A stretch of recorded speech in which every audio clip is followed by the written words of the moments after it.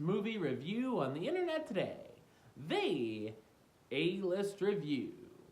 I'm your host, the game changer, Wes Troop. And today I'm here to review a movie that came out this past weekend. A lot of people are looking forward to it, including myself.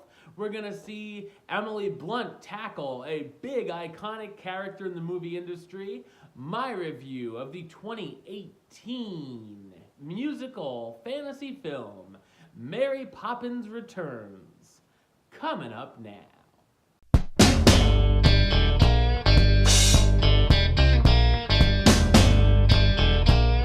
Taking place in 1935 London during the Great Depression, recently widowed Michael Banks is trying to hold everything together for his 3 kids.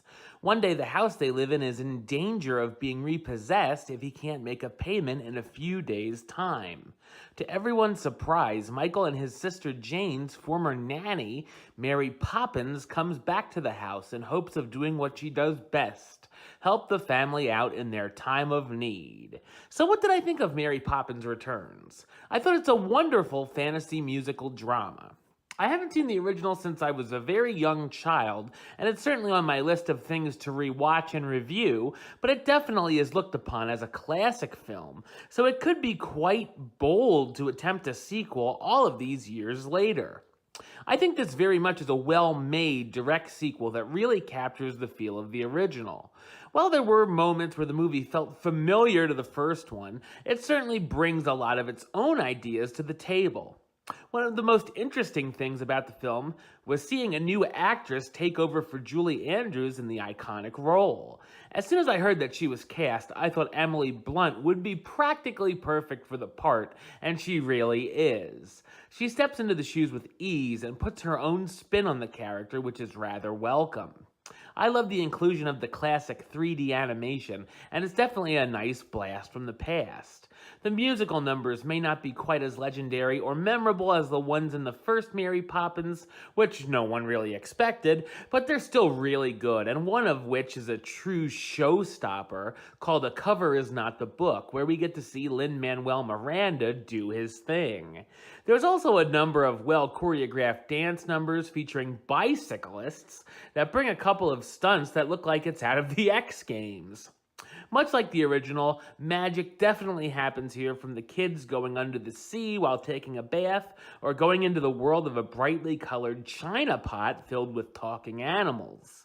I also thought it was interesting that the grown-up Banks kids don't remember any of the magic, as the adults tend to forget about Mary's magic.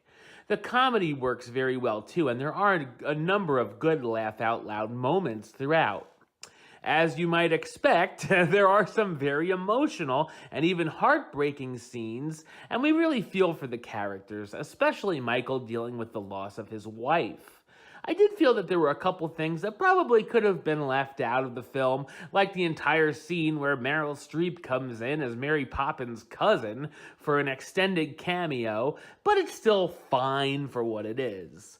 Terrific performances by the cast, including Emily Blunt as Mary Poppins, the magical nanny who comes to try and help out the Banks family in their time of need, Lin-Manuel Miranda as Jack, the Cockney lamplighter and former apprentice of Bert, Ben Whishaw as Michael Banks, the widowed father working as a part-time bank teller, Emily Mortimer as Jane Banks, Michael's sister who's now working as a labor activist, Colin Firth as William Wilkins, Michael's boss and the president of the bank, and Pixie Davies, Nathaniel Sowell, and Joel Dawson as Annabelle, John, and Georgie Banks, the 3 kids Mary Poppins comes to look after. Mary Poppins Returns is a very entertaining and imaginative film, and is a great choice for families this holiday season at the cinema.